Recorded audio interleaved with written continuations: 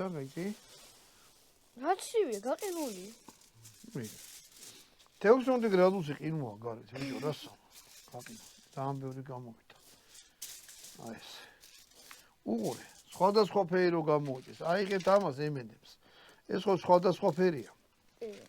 ზოგი კი ზოგი. თუ გინდათ ეხლა მარტო ყვითელი გამოვიდეს, ყვითელი ქენით, ზოგი, რა ვიცი, აი წითელი. მე ყველაფერი გაურია რა. ამას მოვჭრი ეხლა ბატონო დავით და ამასაც ხოლგაში ჩავდებ. ხოლგა რა? რა მაგრაჭრის ეგდანა. ესა?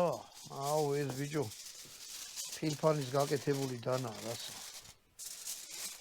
ეს არის სვანეთის მთებში გამოჭედილი დანა. აი გეში.